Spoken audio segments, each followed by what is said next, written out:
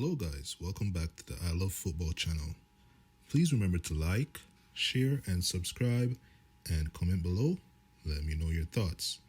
And today, this is a football transfer roundup video.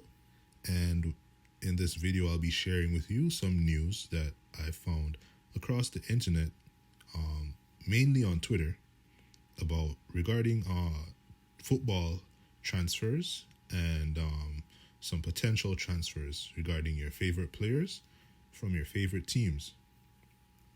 I will also be giving you my input and thoughts about these news. So first up, we have Manchester United are very interested in Ruben Neves. Manchester United have liked the player for several years, and Wolves are willing to sell for around £35 million. This is an evolving situation. So, Ruben Neves for £35 million. Personally, I don't think he's worth that much. But we're in a very crazy market, even despite like COVID and all that taking place this year. Well, last year and this year, we're still in the middle of a pandemic. I wouldn't even say we're coming out of it. I guess things are kind of freeing up now because the government have probably got their quota in terms of vaccinations that they want to achieve. But we're still seeing crazy prices for footballers in the market. And I don't think Ruben Neves is worth that. And I don't even know if Manchester United really needs him. Who would he replace? Probably Fred. Maybe he would be a better signing than Fred, but that remains to be seen. But he's been instrumental for Wolves though, so I guess because he's such an important player, the price is very high for him. Next up, we have Fabrizio Romano, and he says Mikel Arteta to TalkSport. Granit Xhaka is going to stay with us. He's a key member of our squad. Arsenal offered him a new contract until June 2025 with an increased salary, confident to complete the agreement soon after turning down a Roma bid of 12 million euros plus 3 million add-ons. Personally, I don't think Granit Xhaka is worth more than that. He's like up there in age. He's like, what, 28, 29, if not 30 already. And he's not been like extraordinary or anything for Arsenal. So like, I'm even surprised that Mourinho wanted him at Roma, to be honest. But I think this news is a bit of a shocker for a lot of Arsenal fans, because offering Xhaka a 4 or 5 year contract is crazy to me, and also increasing his salary is crazy for me. But I guess he probably still worth something to the Arsenal squad, because he even scored on Chelsea today. That's my team, by the way. Next, we have Fabrizio Romano again. Real Madrid are set to offer Karim Benzema a new contract until June 2023, as planned since May. Real wants Benzema to extend the agreement as he's considered untouchable. Well, this I can understand. Real Madrid played against Chelsea in the Champions League semi-finals last season, and they did not do so well, but Benzema scored for them in the first leg, and he also he proved to be a threat to Chelsea's goal. Even, I guess, Mendy could attest to that. Benzema still has it in him. He performed very well at the Euros as well this summer. And we can see, like, especially with these modern day footballers, age is just a number, because their fitness levels are up there. Their lifestyle is much better than what it used to be. They're not that much injury prone, especially in at such a late stage in life. And I think he's 32, 33, Benzema. He has a couple more years left in him at the big top stage, so hope it works out for them.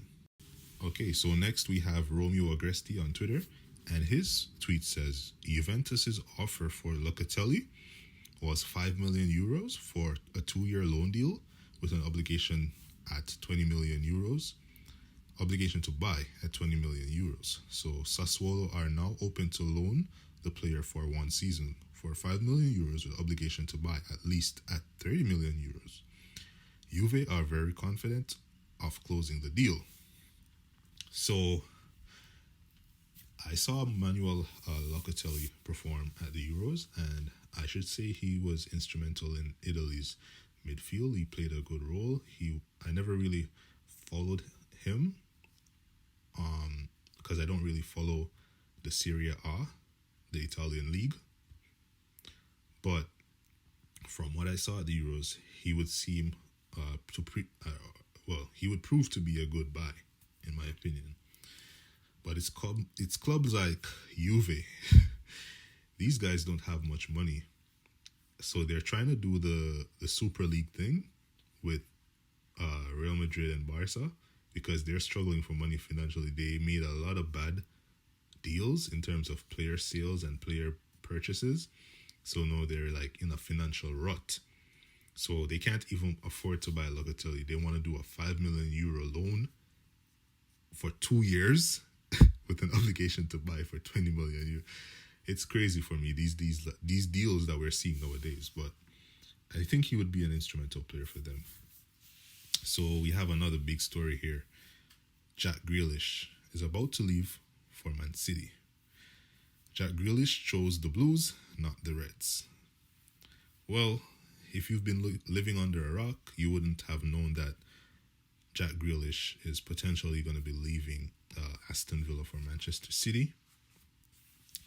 Jack Grealish has been instrumental in Aston Villa's rise from the Championship up to performing on a higher level in the Premier League. They survived their first first season returning back to the Premier League, and then they did a bit better last season. If my memory serves me right, they were either in the top 10 or either the top 10 or high bottom 10s. So I think they finished either 10th or 11th. I can't remember, but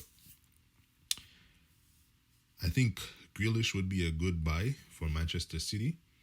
Of course, it's rumored that he's going to be like costing them around £100 million, which I don't think he's worth. Nowhere near that. But as usual, like with the Premier League teams, it's like there's a premium on English players, right? So we'll see how that works out. I don't know how he's going to fit in at City. They're probably going to have to lose a midfielder. And more likely it's looking like that would be Bernardo Silva. And on to more news with Simon Phillips about my team, Chelsea. Chelsea are looking to send Ruben Loftus-Cheek on loan to Germany's Bundesliga to get his career back on track.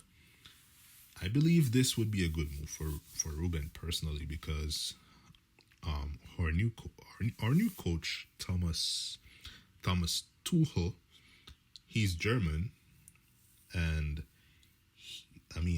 no one at Chelsea would know the German league like him. He's coached in Germany, he's played in Germany, and I believe personally he could find Ruben a coach or a team that would play similarly to his system so that Ruben can acclimatize to the system and also get back his match fitness, his match sharpness and form, ready to slot right back in seamlessly into Tuchel's system.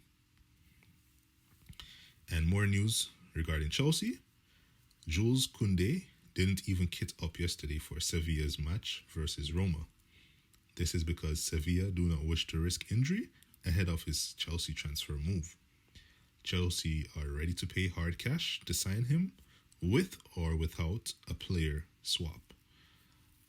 This is a good look. This is a good sign, in my opinion, because if you want the player to, this is good news for Chelsea. If a team is interested in selling their player to you, they're not going to want him to risk injury, especially if that player wants to move to your club as well. You know what I mean? So this is a good sign, a good look for Chelsea fans. Hopefully, this will be one of the major transfers that we've all been waiting for. I know the striking department, that's where we really need some new additions too, but hopefully the Kounde deal goes through because he's a very promising young defender. And speaking of striking department, no chance to sign Robert Lewandowski. Inter defined Romelu Lukaku as non-transferable and untouchable. Another very complicated affair. That's why the dream remains Erling Haaland. And this is from Fabrizio Romano as well, tweeted by Simon Phillips, quoted by Simon Phillips. This is good news for Chelsea fans. I mean, at least we know that Chelsea are going to go all out to sign Haaland. Personally, I would like to see him at the club as well. And I hope it works out. I mean, I can't really say. I don't know anyone personally connected to the deal. But it seems like Haaland has some interest based on news that I've been reading. It seems like Haaland has some interest in going to Chelsea and playing for Chelsea. And more news regarding the Haaland deal. But from Dortmund, it is clear there is no offer on the table, not even an official approach. It will take madness to sell Haaland. Not even 150 million euros would be accepted. Borussia will not wait until the 25th or the 30th of August, despite having already bought Donyell Malen.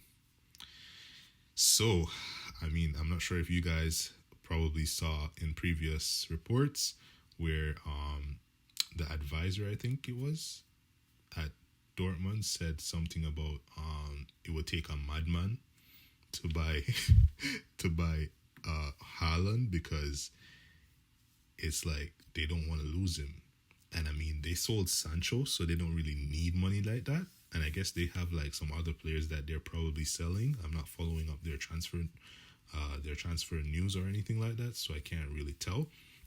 But I'm sure there's some people that probably will be leaving Dortmund as well. So it's like they don't need the money, so they can actually keep him and then have like a bidding auction next summer, even though, you know, he has a release clause. They know that there'll be more demand for the player, so it's like they don't need to sell him now. But I mean, if they get like a 200 mil, I mean, they wouldn't refuse that for sure.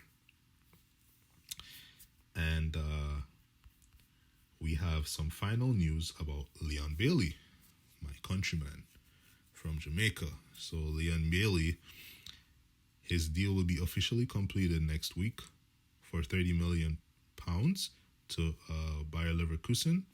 Aston Villa are offering Bailey a 5-year contract. They're set to reach the agreement on personal terms too. Medical and announcement next week. What a deal for Villa.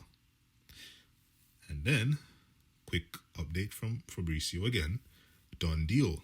Aston Villa and Bayer Leverkusen have reached an agreement for the transfer of Leon Bailey. The agreement is subject to the player completing a medical and finalizing personal terms. Official statements announces. Well, personally for me, I think this is a good deal for Leon Bailey because he's going to get more exposure in the Premier League. He's going to be able to develop his game. The Premier League is tougher than the Bundesliga. So, you know, Bailey will have to bring his A game. And I mean, he's a really good player, and he's a player with great potential to even go further. He's only like 23 years old. So when Bailey comes to this league, the Premier League, and this team, Aston Villa, he's more than likely expected to replace Jack Grealish. So he could be their star guy, their star player. He will definitely be given a chance to stand out. And I think he will. Within 2-3 years tops, I think Bailey will move on to one of those quote-unquote top 6 teams, or even, you know, overseas to a quote-unquote bigger club. But let's see. I hope it goes good for him. And yeah, it seems like it's gonna happen, as Fabrizio said. Done deal. So, guys, that's it today for Football Transfer Roundup. Check back with us daily for new news as we scan the interwebs for football transfer news and bring it to you here right on this channel. I Love Football. Thanks for watching, guys. Please remember to like, share, subscribe, and comment below. Let me know your thoughts.